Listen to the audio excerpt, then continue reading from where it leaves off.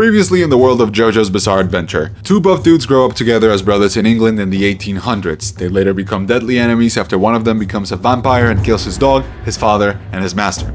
Our previous hero, Jonathan Joestar, also known as Jojo, defeats Dio Brando after God knows how many attempts by sacrificing himself and blowing up a ship on which he and his wife were aboard. The only survivors of this tragedy are Jojo's wife, Irina, and a baby she found aboard the ship. But time has passed, and a couple generations later, we have a new Jojo who will experience a new bizarre adventure. And that is why today Warland presents Jojo's Bizarre Adventure Part 2, Battle Tendency.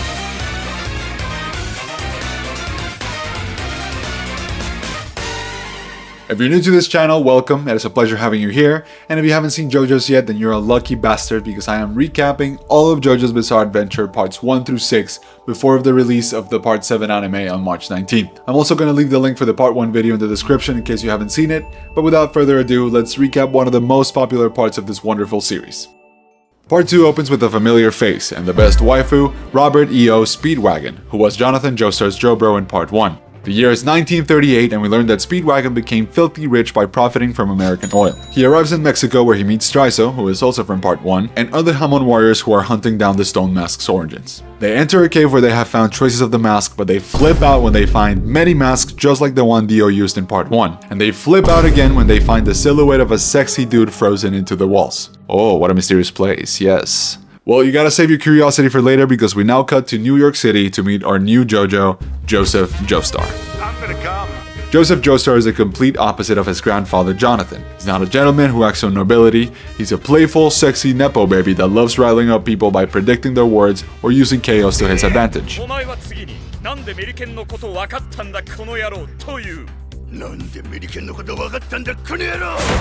We see this one day when he gets mugged by a kid named Smokey, who is later caught by the police. In this moment, Joseph stabs one of the cops' noses and breaks the other one's hand with a soda cap he launched using Hamon. That's right, this Jojo can use Hamon breathing since he was a kid, even though he doesn't really know why. This might sound a little too convenient for you, but that's just how most things are with Joseph Joestar. Take it or leave it. Back in Mexico, Speedwagon tells the Hamon users to destroy the sexy body with their technique. However, Straizo's punk ass decides to become evil and take the mask for himself. He kills his partners, and after explaining his evil plan, he fatally wounds Speedwagon. Straizo then heads to New York to kill Joseph Joestar because he needs to get rid of all Hamon users in order to have eternal life as a vampire. Bro thinks that he's smarter than Dio, but the problem is that Dio had to fight the kind and sweet Jojo.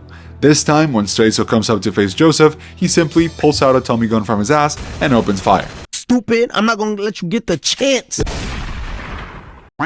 Straizo obviously survives this because he's a vampire, but our cunning protagonist is prepared for this and magically plants a dozen grenades on Straizo's cape.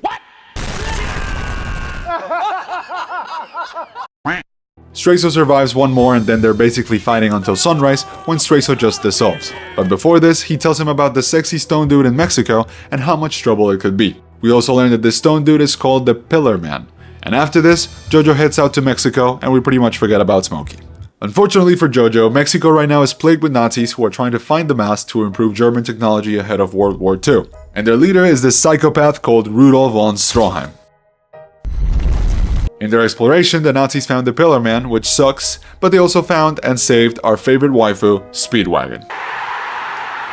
The Nazis wake up the Pillar Man and he regains consciousness. At first he's kinda slow like a caveman, but very quickly locks in and disappears into the vents by pulling some crazy yoga poses. And it was in that moment that the Germans knew He fucked up.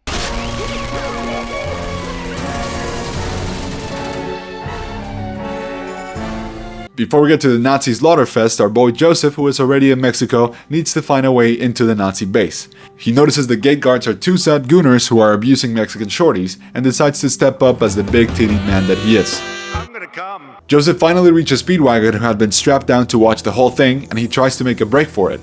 But before they can leave, the Pillar Man notices them, and now it is Jojo who will have to take care of this guy. After teaming up with Stroheim and fighting to the near death, they're finally able to throw him under the sunlight, but the Pillar Man once again contorts his body and hides under the Nazi's skin.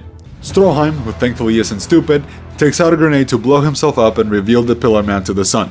But before this, he tells Jojo that this is just the beginning and that the Nazis have 3 more Pillar Men awaiting in Europe. But his weak ass doesn't have enough Hamon skills to beat them, so he needs to go to Rome to train with a very mysterious master. The Pillar Man comes out and Jojo manages to keep him under the sun to kill him, but now a new adventure has begun. Jojo flies to Rome and is dining at this restaurant where, coincidentally, he will stumble into his new rival, partner, and perhaps lover, Cesar Antonio Seppali. If the Seppali name sounds familiar, it's because this is the grandson of Jonathan Joseph's master in part 1, William Antonio Seppali. Of course, for the sake of the plot, these two won't get along at all when they first meet, but I'm sure we have all seen enough rom-coms to know where that leads. However, this first encounter is interrupted by Speedwagon, who has located the other Pillarmen. When they arrive, they find a truckload of Nazi scientists who clearly didn't learn about what happened in Mexico because they once again wake up the Pillarmen. This time we have 3 of them, ACDC, Wamuu, and Kars, who is the leader of the Pillarmen. These 3 sexy dudes low-diff the entire Nazi division and start yapping about a certain stone called the Red Stone of Aja, which will allow them to become perfect beings and be free from the sunlight. Our boys now have to fight the Gigachats, but unfortunately they're too underdeveloped and they get low-diffed as well. However, during his fight with Wamuu, Joseph proved to be a worthy opponent for the Pillarmen. For this reason, they let him live under the condition that he must defeat Wamuu in 33 days or else he would be poisoned by a ring they placed on his heart. And as if this wasn't enough, ACDC does the same, but places a ring on his throat. The Pillarmen leave, and that means that it is time for our boys to lock in and become Hamon masters. Jojo and Caesar travel to Venice to meet Caesar's master, Lisa, who may seem very beautiful but is actually a ruthless teacher. And just like that, training begins with a lot of oiling up and grabbing poles.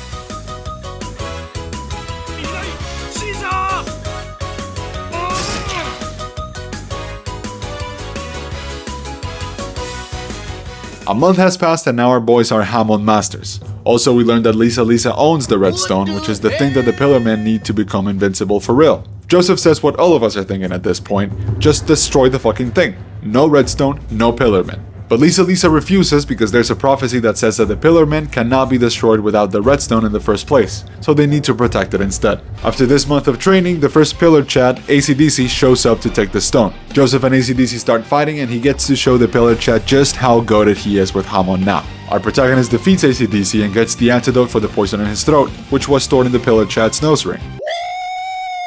Joseph then heads out to warn the others about the Pillar Chats coming to attack them, but for some reason, his shoulders feel a little bit heavy. That's right, ACDC survived by a mere miracle and uses his brain to infiltrate Lisa's castle. We cut to Lisa, who is still waiting for the boys to come back from the training, and she tells her maid Susie Q to look for them. And while she waits, she's going to take a bath, which Araki will use to drop the first ever fan service in Jojo. Joseph comes back to talk about what happened, but stumbles into Susie Q. And suddenly, all of his hormones kick in at once because he starts rizzing up the poor girl, but before we know it, ACDC's brain has disappeared. Jojo's horny ass goes upstairs, and instead of waiting for Lisa to come out, he peeps through the keyhole to see her completely nude. Nice!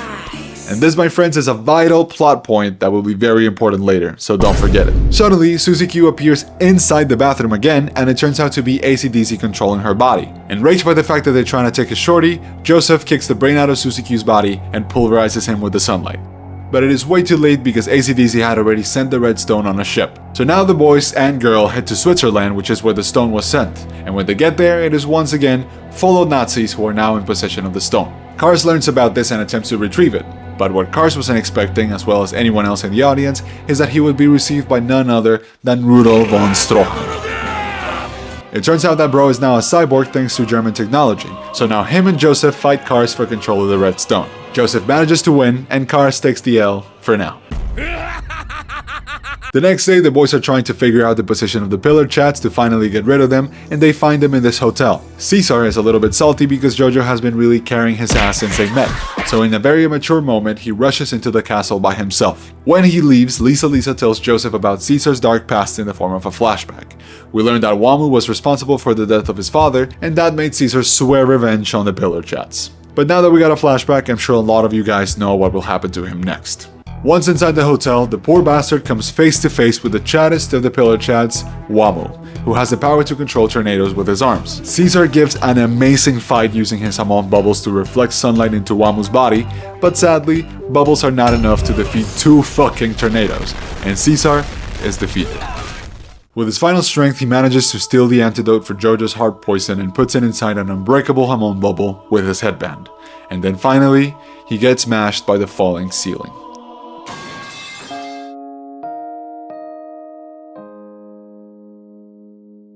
Goodbye, Caesar Zeppeli. Rest in power, King. Moments later, Jojo and Lisa make it to the hotel and find Caesar's message. And Jojo crashes out, which is understandable because they just cracked his homie, but just as quickly they lock back in to get rid of the pillar chats once and forever. Jojo and Lisa walk down the hotel and find Wamuu and Cars, and they arrange a duel to determine who gets to keep the stone. Before the duel that will take place at night, Joseph is preparing himself and then he finds his master's diary, in which we see pictures of Speedwagon and other characters from part 1. And it turns out that Lisa is none other than the baby that Irina Joestar saved at the end of Phantom Blood. With this information out of the way, it is finally time for Battle Tendency. Joseph and Wamuu's fight is revealed to be a chariot race in a coliseum. This is a battle to the death, which means it's really serious, but Joseph manages to rage bait Wamuu to the point where he gouges his eyes out and starts using a horn to tell location with the wind. Fully enraged now, the Honorable Wamuu pins down Jojo and is about to kill him with a final technique that uses flesh tubes with highly pressurized air, and our protagonist is about to be defeated. However, Bro uses Caesar's headband as a wick to light a Molotov cocktail and make Wamuu inhale all the fire and burning oil, which makes him blow up from the inside. This way, Joseph finally manages to defeat Wamuu, who was an honorable warrior to the end. So just for this time, I'll say goodbye, Wamuu. Rest in power, King.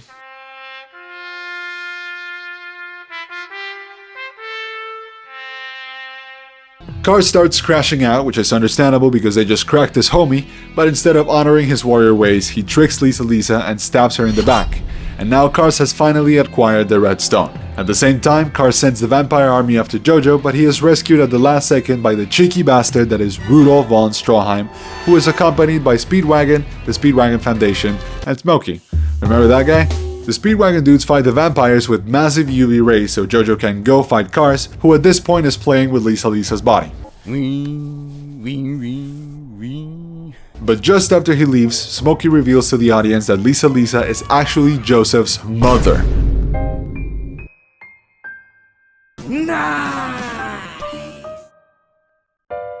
It turns out Lisa was raised by Straizo and married Jonathan's son and Joseph's father, George Joestar II, who was an Air Force pilot.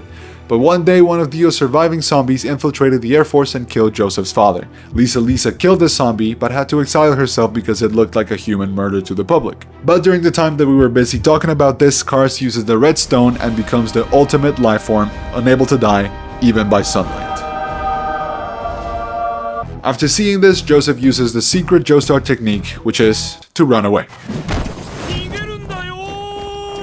And this may seem like Bro's a coward, but in reality he was just buying time to think of a plan while he got on the plane. Joseph flies off with Cars chasing him and trying to kill him once and for all. Our boy comes up with an idea to drop Cars into a volcano in hopes that it might be enough to kill the bastard for good. Once they reach the volcano, Joseph manages to ram the entire f***ing plane into Cars to make sure that he sinks into the lava, and even Stroheim pops out from a hiding spot to keep him in place as the plane crashes. Joseph and Stroheim jump out last second and they survive.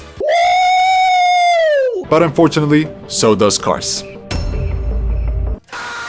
As Cars approaches Jojo to kill him, Joseph holds up the red stone subconsciously, which makes the volcano erupt, launching him and Cars into outer space. And in this moment, Cars is sent past Earth's gravitational pull to float in space forever.